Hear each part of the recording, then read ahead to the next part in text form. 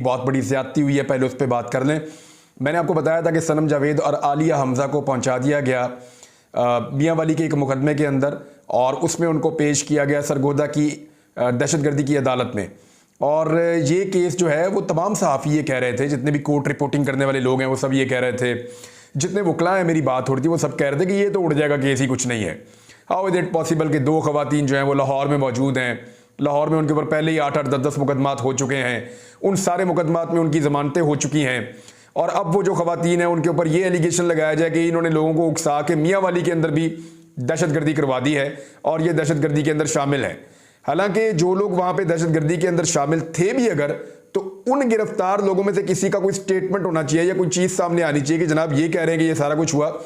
लेकिन जिस तरह गिरफ्तार किया गया, जिस तरह पहुंचाया गया, राहदारी रिमांड हुआ, फिर पहुंचाया गया और सरगोदा की दहशतगर्दी की अदालत में पेश किया गया।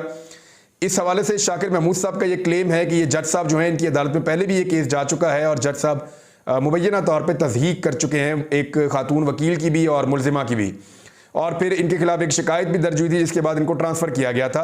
उन्हीं जज साहब की अदालत के अंदर ये मुकदमा लगा हुआ था दहशतगर्दी की अदालत में। शाकिर महमूद साहब ने ये बात बताई। अब जब वहाँ केस था तो होना तो ये चाहिए था कि केस डिस्चार्ज हो जाता कि भाई खवातीन लाहौर में मौजूद हैं, वाकया जो है वो हो रहा है मियांवाली में, और उसके अंदर आप खवातीन को लाहौर से उठाकर ला रहे हैं और दहशतगर्दी जैसा संगीन मुकदमा उन पर डाल रहे हैं। How is it possible?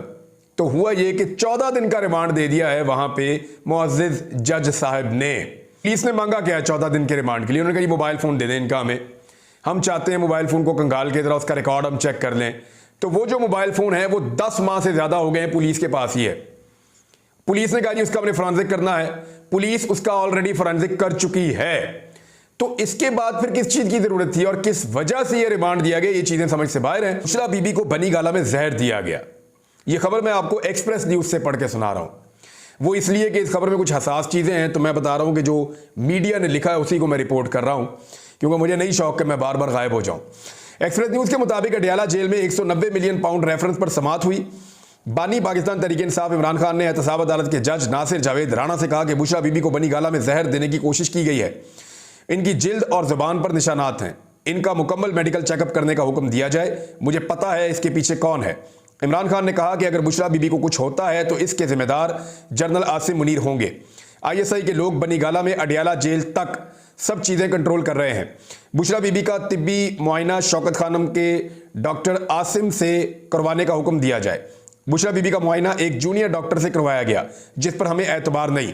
Bushra Bibi को जहर दिए जाने के मामले पर इंक्वायरी भी करवाई जाए। अदालत ने बानी पाकिस्तान तहरीक इंसाफ को बुशरा बीबी के तिब्बी मुआयने से मुताल्लिक तफसीली दरख्वास्त देने की हदायत जारी कर दी। अच्छा, बुशरा बीबी क्या कह रही है? वो कह रही है कि अदालत में मीडिया से गुफ्तगू करते हुए उन्होंने कहा कि मेरे अमरीकी एजेंट होने से मुताल्लिक पार्टी में बातें फैलाई जा रही हैं।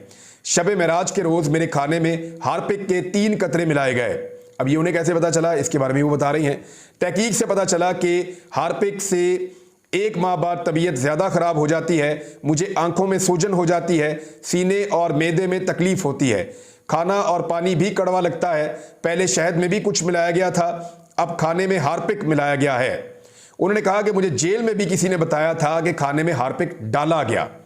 यानी ये बुशरा बीबी का ये क्लेम है कि उनको उनका सोर्स बता रहा है कि आपको जो खाना दिया गया है, जो आपकी तबीयत बिगड़ रही है, इसके अंदर हार्पिक डाला गया है। हार्पिक जो है वो एक किस्म का लिक्विड है और एक किस्म का तेज़ाब है जिसको इस्तेमाल किया जाता है सफाई के लिए। तो अगर वो डाला गया तो ये बड़ी खौफनाक बात है। इसका नाम नहीं बताऊंगी जो मेरा सोर्स था। मुझे बनी गाला में बाइज्जत तरीके से रखा गया है। पहले खिड़कियां बंद रखी जाती थी, अब कुछ देर के लिए खोल दी जाती हैं। उन्होंने मजीद कहा कि पंजाबी कहावत है कि बंदा बंदे नू खा जाता है। जज और इदारों को बंदे खाते देखा तो इस कहावत की समझ आ गई। तो ये है जनाब एक और चीज़, और एक और बहुत बड़ी खबर है। लेकिन उससे पहले आप ये देख लें कि इमरान खान साहब के लिए एक और रिलीफ, जो मुकदमा जाली कायम हुए थे उनके खिलाफ वो एक एक करके ख़त्म होते चले जा रहे हैं। बानी पाकिस्तान तहरीक इंसाफ के खिलाफ थाना मारगला में जो दर्ज था मुकदमा, उसमें वो बाइज्जत बरी हो गए हैं। तहरीक इंसाफ ने जो हम ख्याल जजेस पर मुश्तमिल बेंच है उसको मुस्तरद कर दिया है और फुल कोर्ट का मुतालबा कर दिया है। बड़ा शौक था ना सबको फुल कोर्ट बनाने का, हुण बनाओ फुल कोर्ट। 14 के 14 जजेस को बिठाएं और उनकी कलेक्टिव विजडम से पता करें कि क्या जजेस के ऊपर दबाव पड़ रहा है या नहीं पड़ रहा।